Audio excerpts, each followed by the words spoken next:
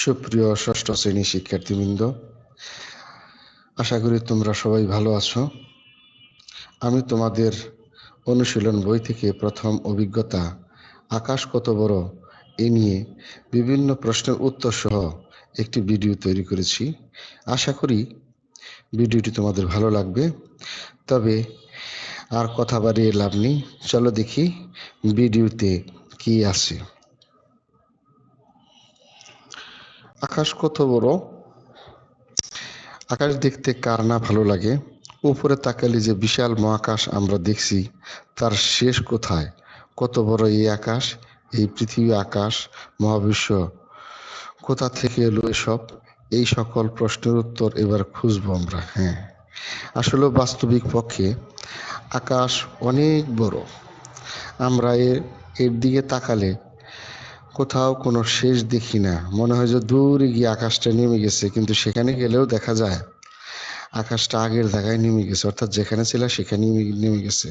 দেখো, একজন তোমার মতো দাঁড়িয়ে এই আকাশের দিকে তাকিয়ে আছে এবং আকাশে বিভিন্ন ধরনের গ্রহ নক্ষত্র আছে। এরপরে আসো দেখি, এখানে দেখো তোমাদের পরের পৃষ্ঠায় আছে আকাশের দিকে তাকিয়ে যা যা প্রশ্ন তোমার মনে জাগে এখানে লিখে রাখো, মানে এখানে লিখে রাখতে বলছে। এই কাজ শেষ হলে মিলিয়ে দেখে নিও কোন কোন প্রশ্নের উত্তর খুঁজে ফেলে। আমি এখানে তোমাদের লিখে দিলাম, তোমরা তোমাদের মনে যা প্রশ্ন আসে সেই প্রশ্নগুলো এখানে লিখবে। কিরকম হতে পারে সেইগুলো আসো দেখি। আকাশ কি দিয়ে তৈরি? আকাশের রং নীল হয় কেন? আকাশ দূরে গিয়ে নুয়ে পড়েছে কেন? আকাশের তারাগুলোর জন্ম হয়েছিল কখন? আকাশে মেঘ কিভাবে সৃষ্টি হয়? পড়ার সময় মাঝে মধ্যে বরফ পড়ে কেন? এই প্রশ্নগুলো আমাদের প্রায়শই মনে আসতে পারে। তারপরে দেখো, শুরুতেই চলো আমাদের মাথার উপরে আকাশটা দেখি। আকাশের দিকে তাকালে আমরা কি কি দেখতে পাই? দেখো, দিনের বেলা আকাশের দিকে আমরা কি দেখি, রাতের বেলা আমরা আকাশে কি দেখি। এখন দিনের বেলা কি কি দেখি আসো দেখি, একটু দেখে নেই। দিনের বেলা দেখি সূর্য, মেঘ, নীল আকাশ, বজ্রপাত। যদি আকাশে মেঘ থাকে, বৃষ্টি হয়, তবে তো বজ্রপাত হয়। এমনি তো রোদও দেখি। রাতের বেলা কি দেখি? রাতের বেলা চাঁদ, তারা, উল্কাপিণ্ড, কৃত্রিম উপগ্রহ, আরো অনেক কিছু হালকা সাদা মেঘও দেখা যায় যদি আকাশে চাঁদের আলো থাকে। তার পরবর্তীতে আসো দেখি, ভোরে আকাশের রং যেমন থাকে দুপুরে কি তাই? আবার সন্ধ্যার আকাশের কথাই ধরো না কেন, দিনের আকাশে যেমন সকাল দুপুর বিকেলে এত রং পাল্টায়, রাতের আকাশেও কি তাই? দিন বা রাতের কোন সময়টা আকাশ তোমার সবচেয়ে বেশি পছন্দ? তোমার পাশের বন্ধুর সাথে চিন্তা করে শেয়ার করো। কোন সময়ের আকাশ ওর সবচেয়ে প্রিয়? দেখো তো এবার ওর প্রিয় আকাশ তুমি আঁকতে পারো কিনা। অর্থাৎ তুমি তোমার পাশের বন্ধুর সাথে আকাশ নিয়ে গল্প করতেছো এবং তোমার বন্ধু তোমাকে তার পছন্দের আকাশের কথা বলে শোনাচ্ছে। এখন তুমি কি করবে? তোমার বন্ধুর কথা মতো ভালো করে শুনে কথা মতো তুমি একটা ছবি অ্যাড করবে। দেখো দেখি, তোমার বন্ধুর হতে পারে এরকম ভোরের আকাশটা তার পছন্দ। তাহলে যদি তোমার বন্ধুকে সেই ভোরের আকাশে, এই যে দেখো, তোমার বন্ধু ভোরের আকাশ পছন্দ করেছিল, তা তুমি এরকম করে একটি ভোরের আকাশ আঁকিয়ে তোমার বন্ধুকে দেখাতে পারো। এরপরে আসো দেখি দ্বিতীয় সেশন। গত রাতে তোমরা নিশ্চয়ই দেখেছো যে আকাশের সব তারা একই রকম নয়। সবগুলো একইভাবে মিটিমিটি করে জ্বলে না, এমনকি সবগুলোর রঙও একদম একই রকম নয়। কোনোটা সাদা, কোনোটা হলদেটে, কোনোটা আবার কিছুটা লালচে। তোমার পর্যবেক্ষণের ফল বন্ধুদের সাথে শেয়ার করে দেখো তো তারা একমত হয় কিনা। তোমার বন্ধুরাও যদি তোমার মতো ভালো করে লক্ষ্য করে থাকে, তাহলে ইতিমধ্যে নিশ্চয়ই একমত হয়েছে যে রাতের আকাশে খালি চোখে আমরা যেসব আলোকবিন্দু জ্বলতে দেখি, যাদের আমরা নাম দিয়েছি তারা, তারা আসলে সবাই একরকম নয়, এমনকি সবাই সত্যিকার অর্থে তারাও নয়। নক্ষত্র বা তারাগুলোই সে যেগুলো আমরা মিটমিট করে জ্বলতে দেখি। এর বাইরেও মহাকাশে যেসব গ্রহ উপগ্রহ আমরা খালি চোখে দেখতে পাই সেগুলো আলো কিন্তু একেবারে স্থির মনে হয়। অর্থাৎ তোমাকে বোঝাতে চেয়েছে যে যাদের নিজস্ব আলো আছে তারাই মিটমিট করে জ্বলে, আর যাদের নিজস্ব আলো নেই তারা স্থির হয়ে জ্বলে, এরকমটি। দেখো, নক্ষত্রের নিজের আলো আছে, সূর্য তাই একটি নক্ষত্র। তাহলে সূর্য কি? নিজের একটি নক্ষত্র, তাই তার আলো আছে। তার মানে সূর্যের নিজস্ব আলো আছে বিদায় সূর্য একটি নক্ষত্র। সূর্যকে ঘিরে যে সৌরজগৎ তার সম্পর্কে আমরা অনেকেই জানি, কিন্তু সূর্য ছাড়াও মহাবিশ্বে কোটি কোটি নক্ষত্র আছে যার অল্প কয়েকটা আমরা খালি চোখে দেখতে পাই। এই নক্ষত্রগুলো আবার দল বেঁধে গ্যালাক্সি রূপ নিয়ে একসাথে থাকে। আমাদের গ্যালাক্সির নাম হলো মিল্কি ওয়ে। তার মানে আমাদের সৌরজগৎ যেখানে অবস্থিত সেই সৌরজগৎ একটি যেখানে অবস্থান করে সেটা মিল্কি ওয়ে, এবং সেখানে এই মিল্কি ওয়ে বা গ্যালাক্সির মধ্যে লক্ষ লক্ষ কোটি কোটি সৌরজগৎ আছে, সেগুলোকে একত্রে বলা হয় গ্যালাক্সি।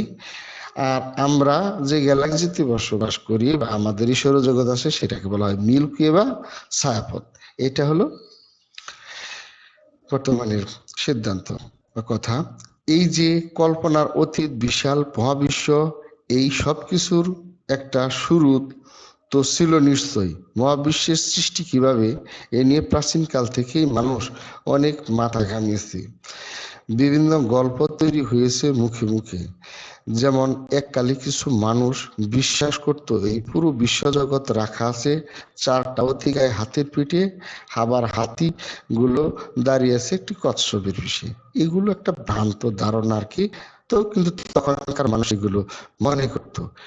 এ তো গেল প্রাচীনকালে মানুষের বিশ্বাসের কথা। তবে পুরানোর মানে অতীত কাহিনী, পুরাণের বাইরেও কাহিনীর বাইরেও সেই প্রাচীনকাল থেকে জ্যোতির্বিদ্যা জানতে চেষ্টা করেছেন। মহাবিশ্বের শুরু কি করে হলো বা এর গঠন কেমন, আকাশ পর্যবেক্ষণ করে তারা মহাবিশ্বের গঠন নিয়ে নানা তথ্য দিয়েছেন, সেগুলোর পক্ষে যুক্তি দাঁড় করিয়েছেন। সময়ের সাথে অনেক তথ্য প্রমাণ নিয়ে আরও শক্তিশালী হয়েছে, আবার অনেক ধ্যান ধারণা যুক্তি বা তথ্যগুলো প্রমাণের অভাবে হারিয়েও গেছে।